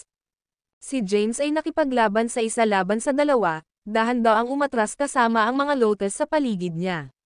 Nanatili siyang kaaya-aya at matikas tulad ng dati, na pinapayagan ang pag-atake ng 2 matandang lalaki ayon sa nalulugod. Sa gitna ng malabo na kalawakan ng gate ng mga kababalaghan, isang kamangha-manghang kaguluhan na nabuksan. Ang isang buhawi ng light ray ay lumusot sa walang bisa, pagpipinta ang kadiliman na may masiglang mga kulay. Ang mga energies ng taybak ay pinutol sa hangin, habang ang mga pagprint ng palma ay nag-flick, ang bawat epekto ay malakas na bumabalik. Ang buong kalangitan ay lumipat sa kulay, morphing sa ilalim ng napakalawak na puwersa ng labanan. Hindi mabilang na mga anyo ng likas na enerhiya at mahiwagang kapangyarihan na sumayaw ng ligaw, nag-aaway at magkakaugnay. Boom! Boom! Sa 2 kulog na pag-crash, nakipag-away muli si James sa dalawang matandang lalaki. Sina Chuba at Zemra ay sabay-sabay na kumatok. Samantala, si James ay gumawa lamang ng ilang mga hakbang pabalik. Nanatili siyang matatag sa itaas ng dalawang lotes. Umungol si Zemra, bakit ka lamang nagtatanggol at hindi umaatake? Pinapahamak mo ba kami? Sumigaw din si Chuba, lalabas kaming lahat dahil nirerespeto ka namin. Inaasahan namin na ibalik mo ang paggalang. Pinutok ni James ang kanyang palso at mahinahon na tinawag ang isang malinaw na mahabang tibak. Tumugon siya, dahil sa tingin mo ay lubos na lubos sa akin, titigil ako sa pagpigil. Pagkatapos magsalita, sinisingil ni James ang kanyang tibak. Di nagtagal, binato ng mga pagsabog ang gate ng mga kababalaghan, na nagdulot ng pagkalat ng panginginig. Ang likas na enerhiya at mahiwagang kapangyarihan sa paligid ng lugar ay mabilis na gumuho. Ang video na ito ay edited by Urban Storytelling. Kabanata 6832. Nakipag-ugnay sa mga pag-atake ni James, natagpuan ni Zemra at Chubb ang kanilang sarili na walang kapangyarihan upang ipagtanggol laban dito. Dahil sa desperasyon, nagbago sila sa makulay na light ray at dodged sa iba't ibang direksyon. Maya-maya, sumabog ang mga pagsabog sa puwang na naiwan lang nila, marahas na nanginginig ang gate ng mga kababalaghan. Nag-flash ang kidlat, umungol ang kulog, at ang nakapalibot na energies ay bumagsak. Ang pagsaksi sa nakasisindak na paningin, sina Chuba at Zemra ay nagpalitan ng isang sulyap. Ito ba ang lakas na nakukuha mo pagkatapos isama ang tatlong kayamanan? Nababaliw iyon. Panipi. Imposible. Ang kanyang ranggo ng paglilinang ay mas mababa kaysa sa atin. Kahit na isinama niya ang tatlong kayamanan, maaari pa rin tayong manalo. Matapos magsalita, inunat ni Zemra ang kanyang kamay at agad na tinawag ang 12 clones, na naglinya sa kanyang pangunahing katawan. Tumawa si Chuba. Ipakita namin sa iyo ang lakas ng mga powerhouse na pumatay ng hindi mabilang na mga nilalang sa ranggo ng Soma Declan. Matapos magsalita, tinawag din niya ang 11 clones na nakahanay sa mga clone ni Zemra. Ang mga clones ay sumalakay ng sabay-sabay. Ang kanilang mga pag-atake ay nagdulot ng mga flicker ng ilaw sa buong kalangitan, na tila iniwan si James na walang pagkakataon na lumaban. Sa kabila ng mga pangyayari, hindi umatras si James. Nakakagulat na siya ay sisingilan ng diretso sa mga ilaw ng tibak at pag-atake ng palma, na stampang sa kanila, mabilis siyang lumapit sa mga clone. Habang siya ay pumasa, ang mga ilaw ng tibak at pag-atake ng palma ay sesabog. Sina Chuba at Zemra ay hindi kapani-paniwalang nagulat. Pumunta si James sa mga clones ngunit agad na napapalibutan. Nahaharap sa kanilang walang tigil na pag-atake, mahinahon siyang nakikipag-away. Ang kanyang mga paggalaw ay magaan at tumpak, na gumuhit ng hindi mabilang na mga pag-aalsa sa kalangitan. Habang kumikilos siya, ang mga clones ay kumatok ng paisa-isa. Sina Chuba at Zemra ay maikli ang labis na pag-asa sa paningin at hindi magreaksyon. Gayunpaman, ilang sandali, natanto agad nila ang kanilang malubhang sitwasyon. Sa bawat nasugatan na clone, nagdusa sila ng isang backlash at kailangang mabilis na bawiin ang kanilang mga clones. Humihingi ako ng paumanhin. Umungol si James, pagkatapos ay sinaktan ang panghuling clone. Matapos tapusin ang mga clone, tumalon siya sa kalangitan. Sina Chuba at Zemra ay nag-cough ng dugo mula sa paulit-ulit na backlash na napananatili mula sa kanilang mga clones ng pinsala. Gayunpaman, hindi sila tumigil upang mabawi at agad na nagbago sa mga light ray, pagbaril kay James. Boom! Boom! Ang nakakatakot na pagsabog ay nagsimula habang ang mga light ray ay nakipag-away kay James. Ang gate ng mga kababalaghan ay nanginginig, at mga bitek na nabuo sa buong puwang. Inihayag ni Zemra ang kanyang banda, at isang banal na ilaw ang lumusot sa lugar, na bumubuo ng isang malaking pagbuo ng tibak sa paligid ni James. Mabilis niyang pinakawalan ang maraming higit pang mga energies ng tibak, na pinilit si James na umatras. Kasabay nito, lumikha si Chuba ng isang Jason Blossom Formation sa labas ng formation ng sword. Pagkatapos, sumali siya kay Zemra sa isang coordinated na pag-atake kay James. Nahaharap sa kanilang walang tigil na pagsalakay, si James ay nag-alis at sinalakay lamang kapag bumangon ang pagkakataon. Ang kanilang mga pag-atake ay nagdulot ng isang magulong tanawin sa buong gate ng mga kababalaghan, na may iba't ibang mga supernatural na kapangyarihan na inihagis sa buong kalangitan. Ang video na ito ay edited by Urban Storytelling. Kabanata 6833. Ito ay isang matinding showdown sa pagitan ng tatlo. Sila ay pantay na naitugma, na ginagawang mahirap na magpasya sa isang kinalabasan. Sigaw ni Zemra, kung hindi ka umaatake, baka patayin ka namin. Hindi tulad ni Zemra, nagsalita si Chuba gamit ang kanyang mga aksyon.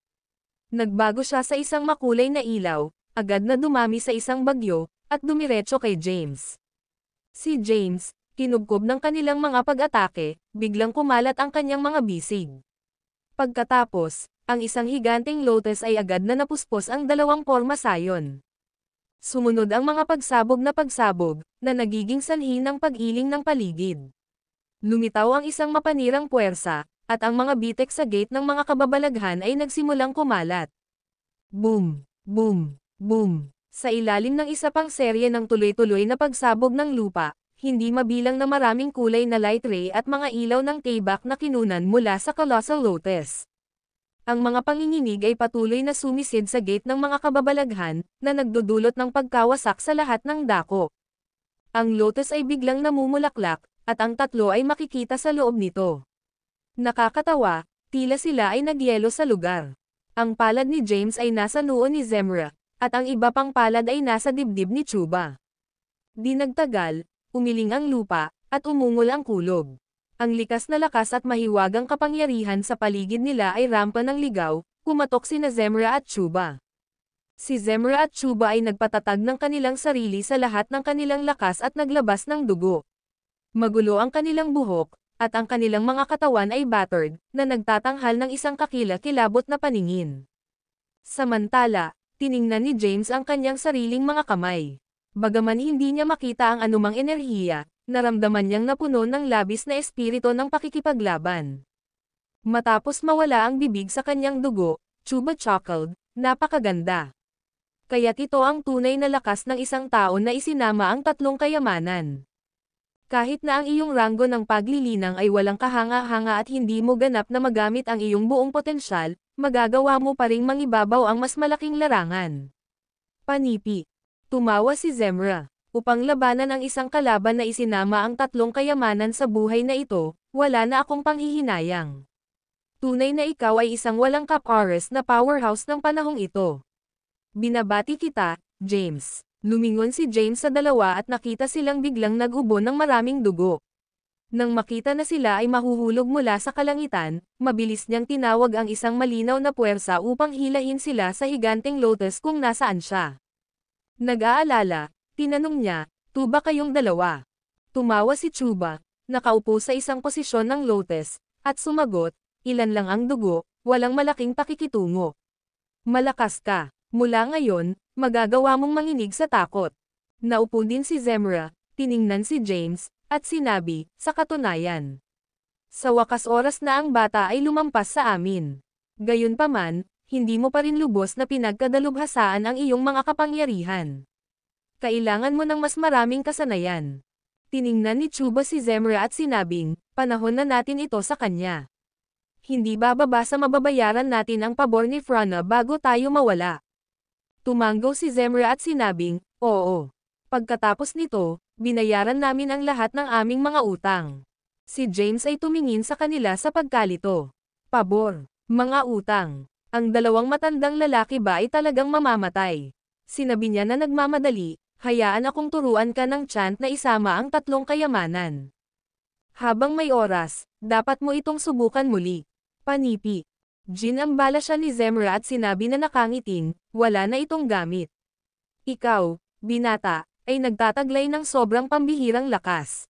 Gayunpaman, ikaw ay mapagpakumbaba at hindi nagpapakita ng pagmamataas. Ito ay talagang bihira."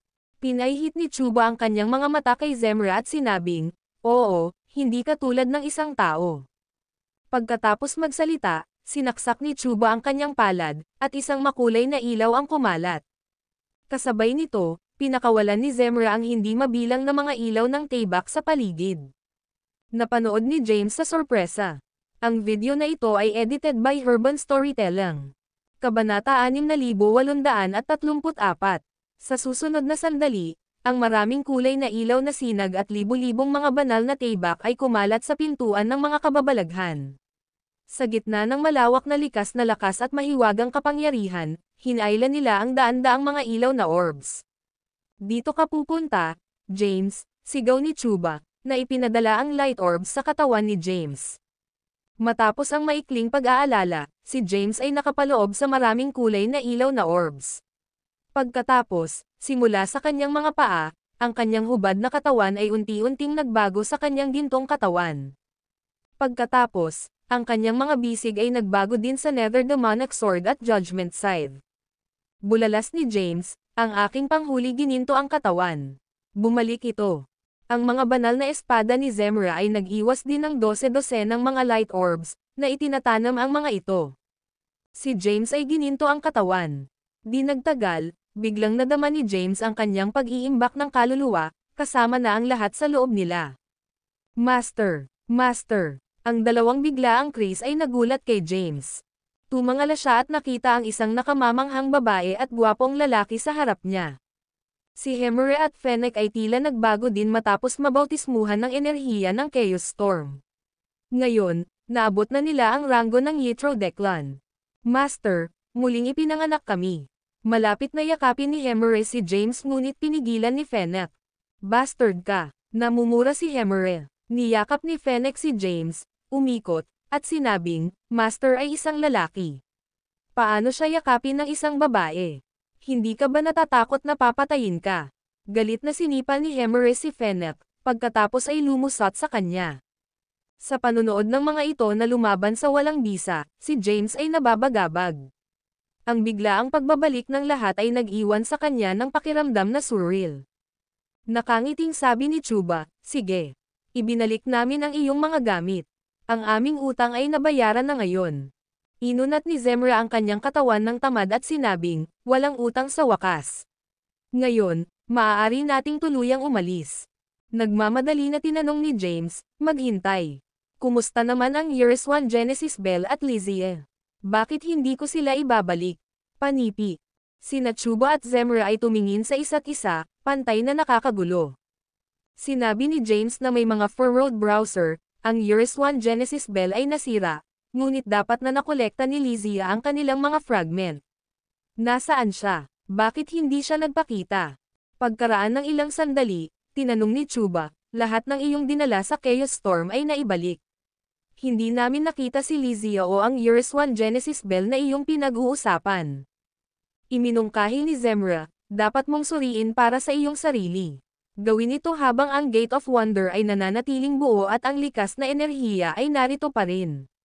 Kung ang iyong mga pag-aari ay nasa paligid, dapat mong maramdaman ang mga ito. Nang walang pag-aatubili, pinakawalan ni James ang kanyang Zen upang maghanap sa gate ng mga kababalaghan. Gayunpaman, wala siyang nahanap. Nakaramdam siya ng ginhawa ngunit medyo nakakagulat din. Ang video na ito ay edited by Herban Storytelling. Kabanata 6835. Lizzie ay pangalawang katawan ni James at sinasabing hindi mapaghihiwalay. Kahit na nawasak ang Years 1 Genesis Bell, maibabalik niya ito. Sinundan siya ni Fennec at Hemore sa bagyo ng kaguluhan at naabot ang ranggo ng Yitro Declan. Nagtataka siya kung bakit hindi siya sumama sa kanya at kung mayroon siyang hindi masabi na dahilan. Bigla, naalala ni James na si Lizzie ay may mahiwagang background. Hinawakan niya ang kanyang mga kamay kina Chuba at Zemra. Mayroon akong isang katanungan na inaasahan kong masagot mo. Nakangiting sabi ni Zemra, sigurado ako na higit pa sa isang tanong. Gupitin ng diretso sa habol. Sasagutin natin bago tayo mapahamak. Matapos ang isang maikling pagpos, nagtanong si James tungkol sa pagkakakilanlan ni Lizzie. Naturally, kinailangan ni James na gumamit ng tunay na pangalan ni Lizzie, Frana. Sina Chuba at Zemra ay tumingin sa bawat isa sa pagkalito matapos pakinggan ang kwento ni James. Pinilit ni James, ano ang mali? Hindi ba alam ng dalawa ang tungkol sa kanya? Tumingin si Zemra kay James at sumagot, nagulat lang kami. Matagal na itong kasama ni Frana, ngunit hindi mo alam kung sino siya. Nagkibit balikat si James at sinabing awkwardly, Kami ay mga kasama na nagbabahagi ng buhay at kamatayan. Kung ito ay isang bagay na ayaw niyang pag-usapan, hindi ako mag-pry. Sumagot si Zemra, dahil ayaw niyang malaman mo, hindi rin namin masasabi sa iyo. Sasagutin namin ang iyong iba pang mga katanungan. Panipi. Si James ay bahagyang pinabayaan ng sagot. Kinuha ni Chuba ang kanyang pagkabigo at hinikayat, malalaman mo sa lalong madaling panahon. Kung hindi pa niya sinabi sa iyo, hindi pa ito oras. Kami ay overstepping kung sinabi namin sa iyo ngayon. Bagaman ang dalawa sa atin ay nasa bingit ng kamatayan, hindi namin nais na magkaroon ng anumang panghihinayang. Panipi. Papahamak ba kayong dalawa? Sumimangot si James. Malinaw na sinabi ni Zemra, halos oras na para sa amin. Ito ay isang karangalan na nakipaglaban sa isang powerhouse tulad mo bago mamatay. Maaari akong pumunta ng walang panghihinayang. Parin, huwag manirahan sa isyo. Itanong ang mga tanong na gusto mo. Huminga ng malalim si James at tinanong, sa aking kasalukuyang lakas, maaari ko bang walisin ang Zymergy at sirain ang Tai Chi? Tumahimik sina Zemra at Chuba. Tanong ni James na nakasimangot, hindi mo ba ito masasagot? Tinitigan ni Chuba si James at sinabing, akala namin tatanungin mo muna ang tungkol sa pagsasama ng 5 espiritu. Nakakagulat na nabanggit mo si Yeria. Tumahimik si James. Sumagot si Zemra, ang Yeria ay naiiba sa kataas-taasang pagkatao. Isa siya sa mga pangunahing ebolusyon ngunit nagtataglay ng kamalayan ng isang buhay na nilalang. Siya ang master ng mas malaking realidad at batas. Siya ang mismong pundasyon ng Zymergy. Ipinaliwanag ni Chuba, magiging tapat ako sa iyo. Kahit na mayroon kang lakas na patayin siya, hindi mo kaya. Duda na tinanong ni James, paano siya magiging walang kamatayan kung hindi niya isinama ang 3 kayamanan? Bukod dito, hindi man lang siya ang natural na napiling Tai Chi. Ninakaw niya ang mga kapangyarihan. Nakagambala si Chuba, siya pa rin ang Tai Chi, pagkatapos ng lahat. Maliban kung nais mong sirain ang mas malaking larangan, huwag pansinin ang buhay at pagkamatay ng bilyon-bilyong buhay na nilalang. Sumingit si James, hindi ba ako makakakuha ng bago bilang Tai Chi?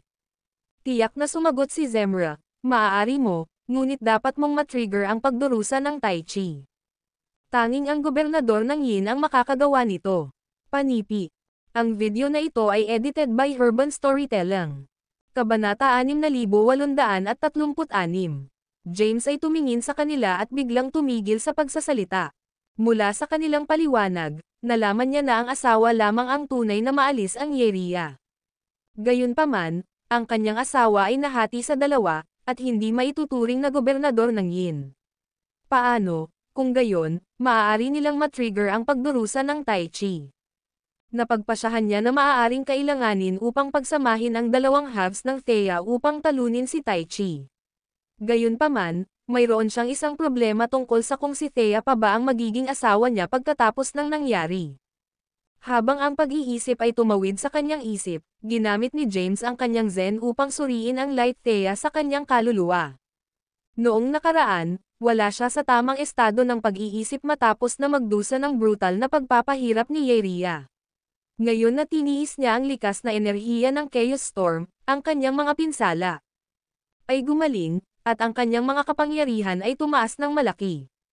Nakita niya ang kanyang paglilinang sa ilalim ng Kalidom Spiritual Tree, naligo sa isang mahiwagang puting ilaw. Ito ay isang matahimik at magandang paningin.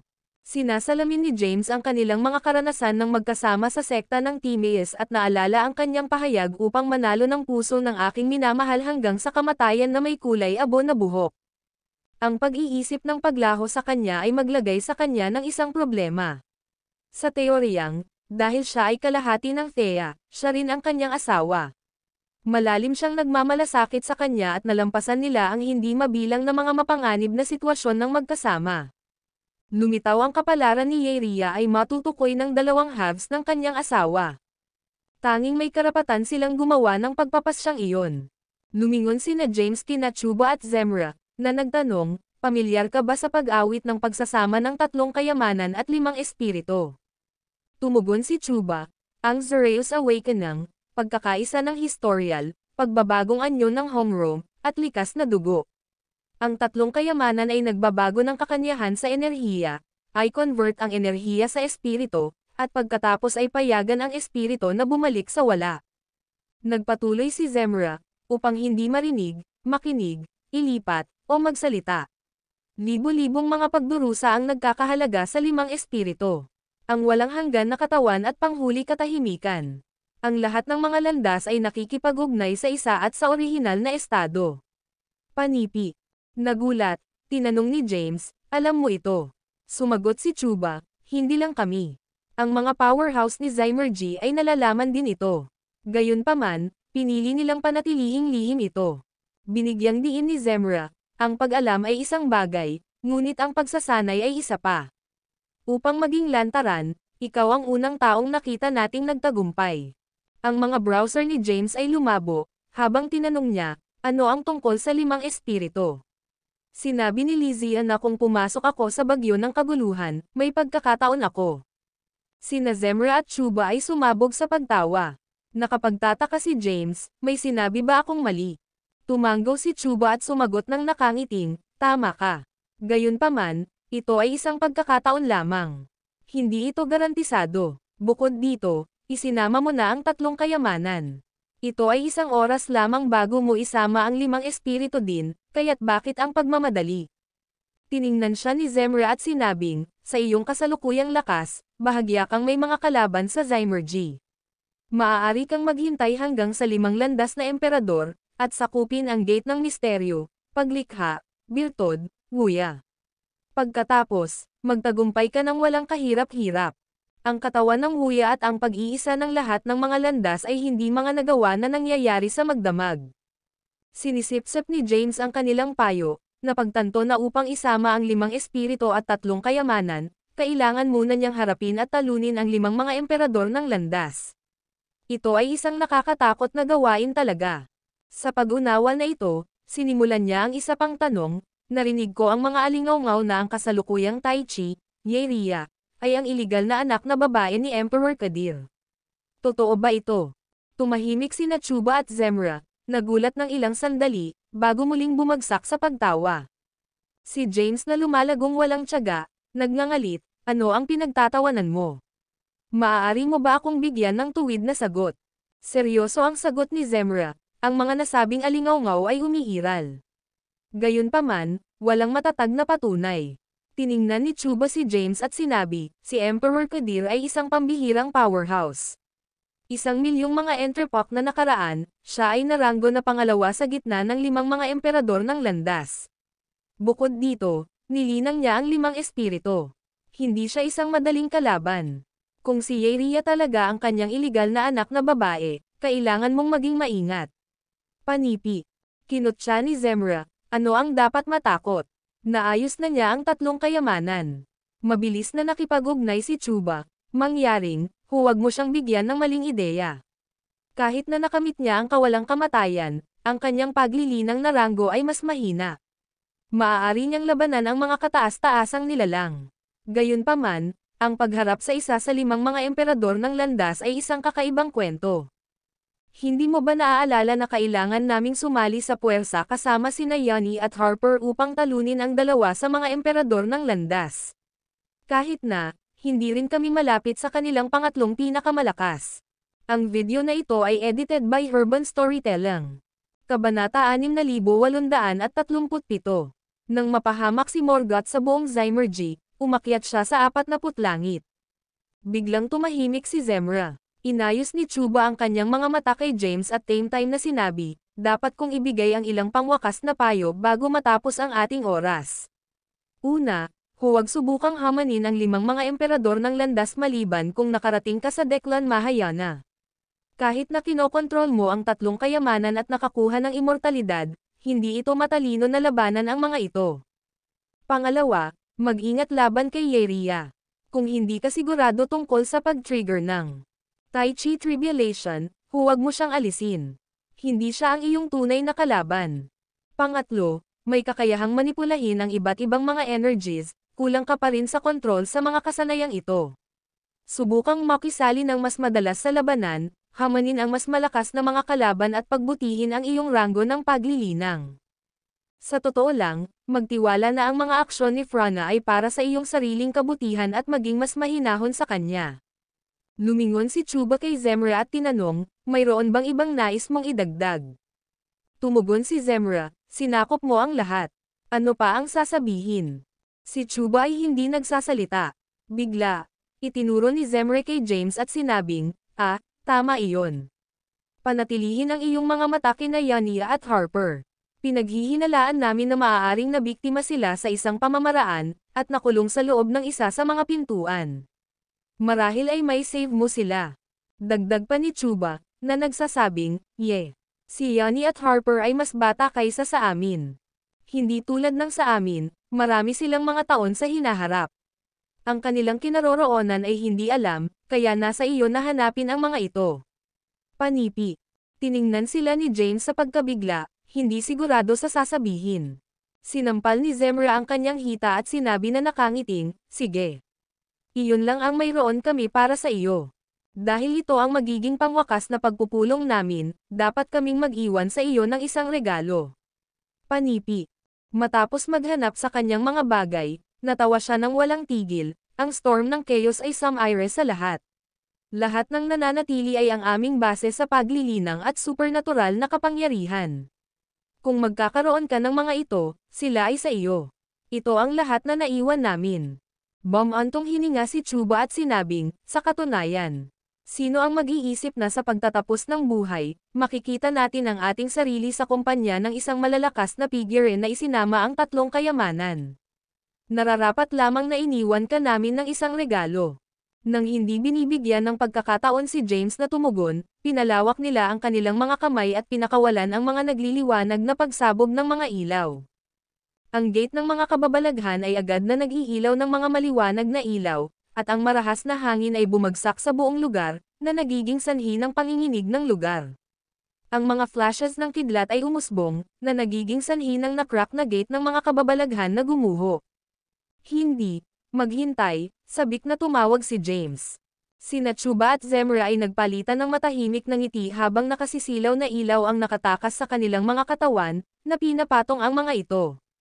Maya-maya, nagkalat sila sa dalawang napakatalino na pagsabog ng multicolored light, na nag-udyok kay James na reflexively natakpan ang kanyang mga mata.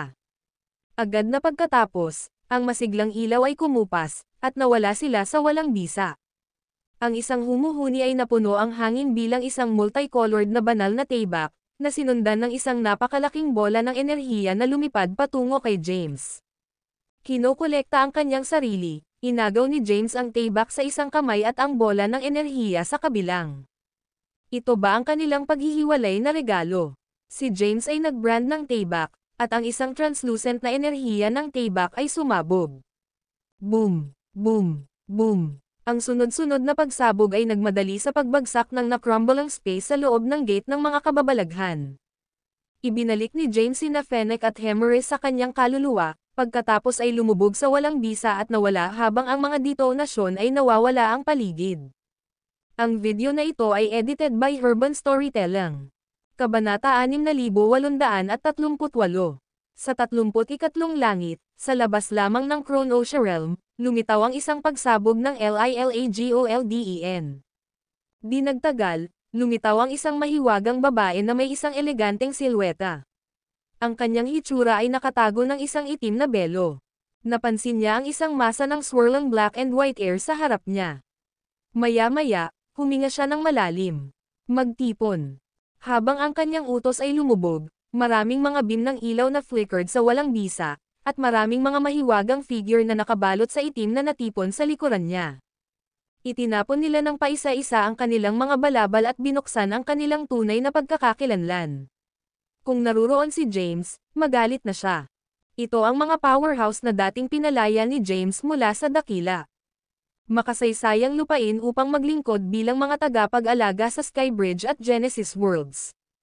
Kabilang sa mga ito ay nakatayo ang mga kilalang figure tulad ng Tovaya mula sa Temple, Zoltan mula sa Zazen Temple, Izan mula sa Temple ng Dynastia, at Neville mula sa Horvatat Temple.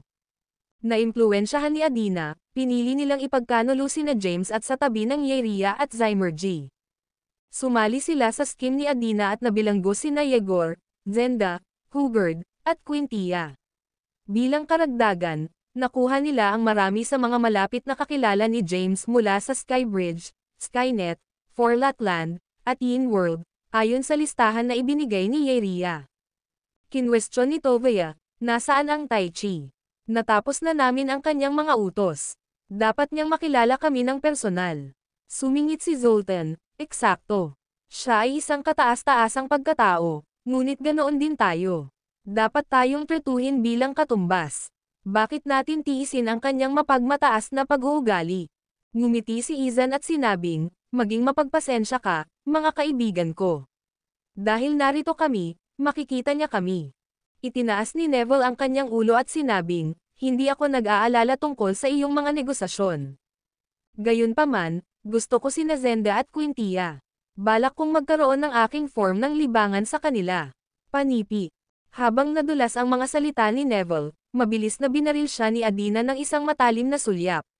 Manahimik ka, Neville. Nagretort si Neville, ano ang iyong problema? Si Zenda ay kapatid ni Zoltan, hindi. Matagal nang tinalikuran ni Zoltan ang mga relasyon sa pamilya sa pagtugis ng kanyang paglilinang. Hindi siya nagmamalasakit. Ang kanyang tinig ay sumakay, nahuli ang isang masungit na sulyap mula kay Zoltan. Itinaas ni Adina ang kanyang kamay at nakipag-ugnay, mangyaring maging mapagpasensya. Kung nais mong matugunan ang Tai Chi, dapat kang magpakita ng katapatan. Tandaan, kailangan niya ang mga nilalang na iyong nakuha.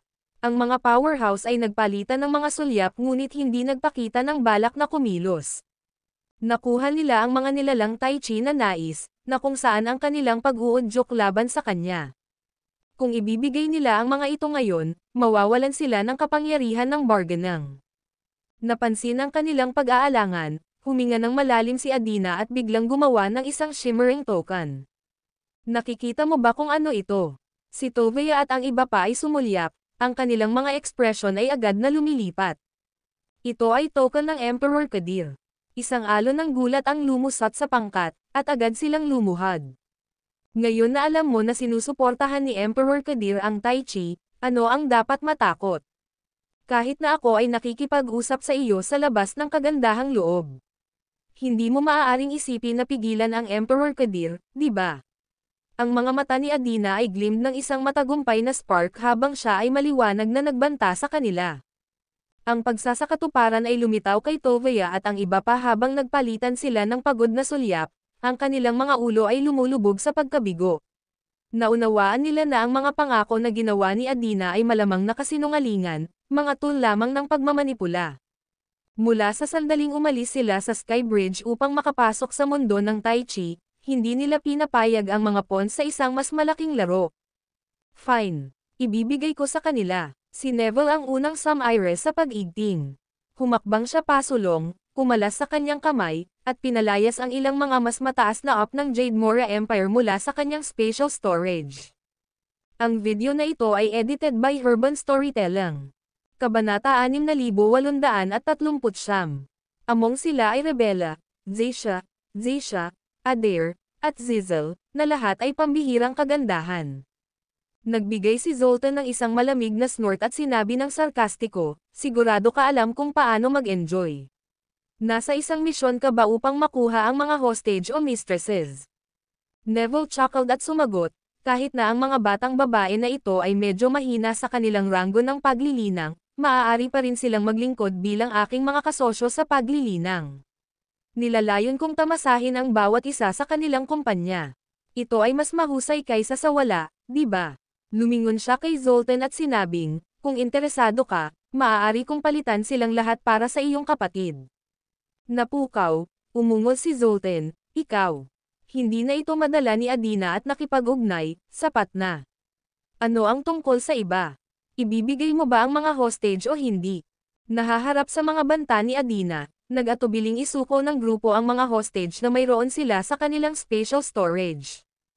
Ang Truett, Zitlali, Laila, Perthicas, at Yegor, na naging matalik na kaibigan kay James at ilang iba pang mga powerhouse sa ranggo ng Declan, ay lumitaw sa paningin. Ang pangkat ay binubuo ng malapit na mga kaalyado ni James mula sa madilim na mundo.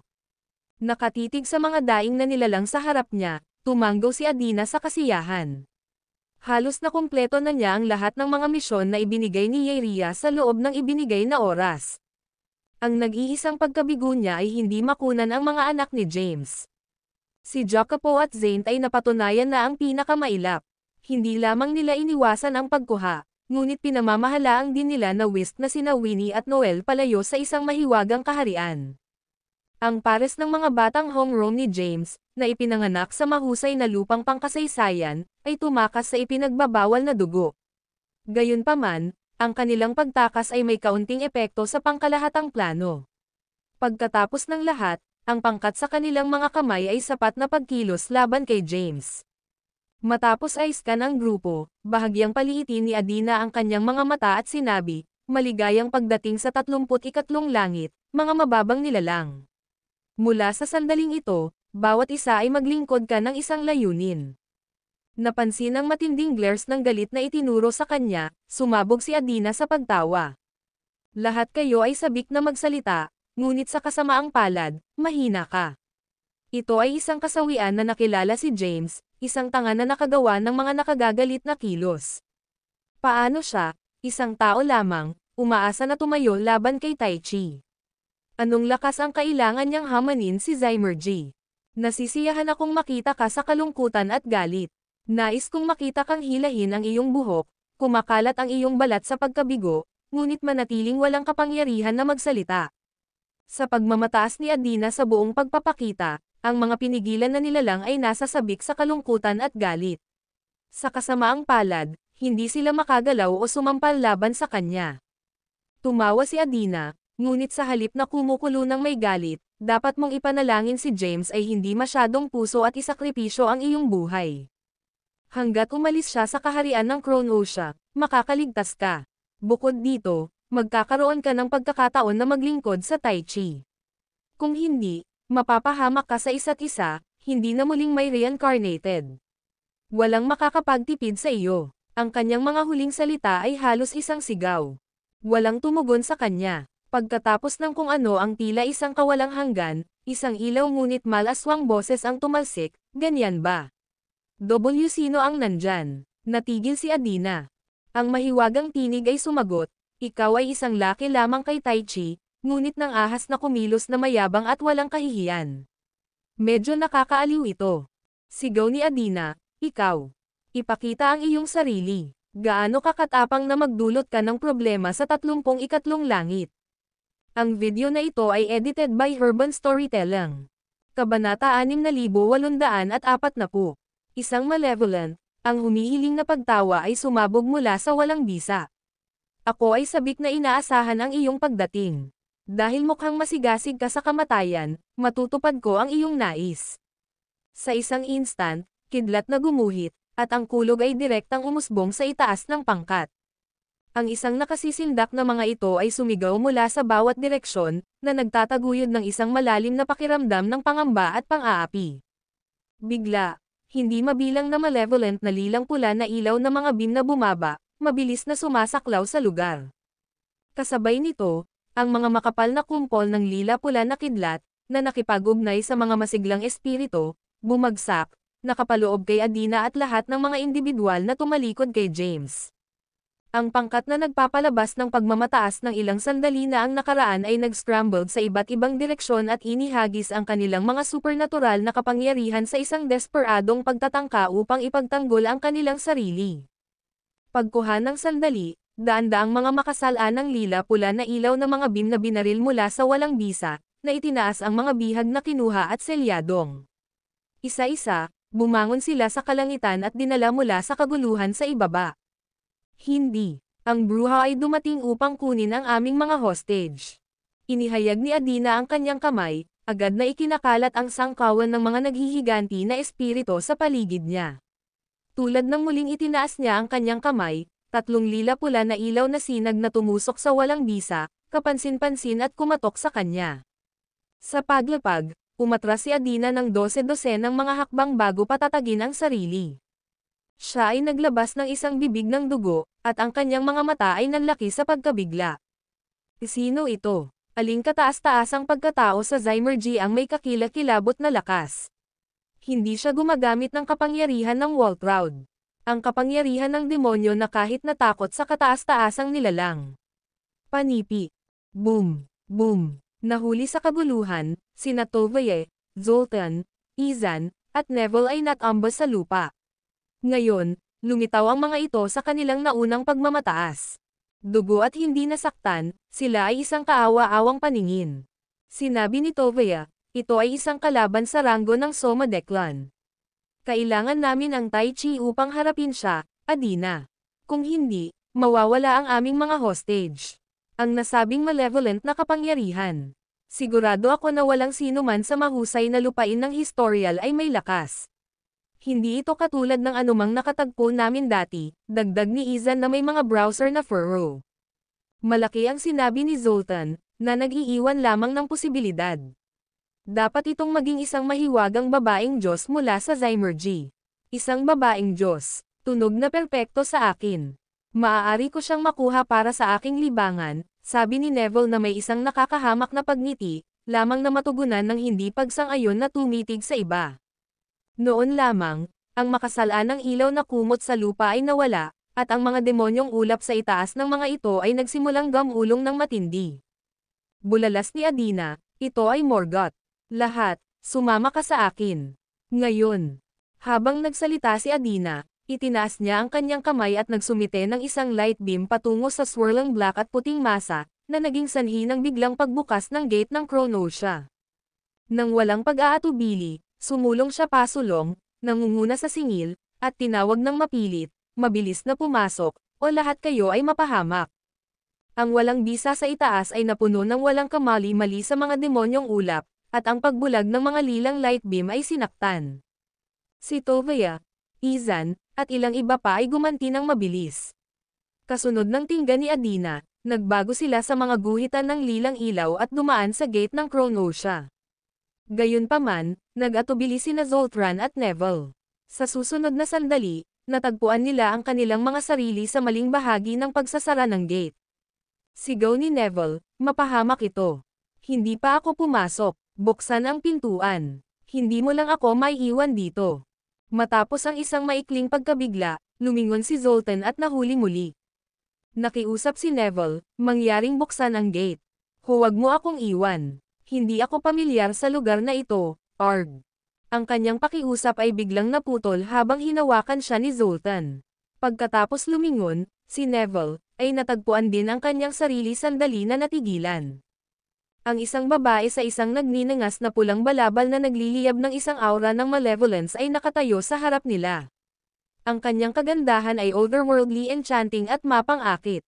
Ang kanyang presensya ay tila nagpapalabas ng isang mapanganib na pang-akit na nabihag at tinukso ang sinumang nakatingin sa kanya, hinayla sila sa isang world ng ipinagbabawal na mga saloobin.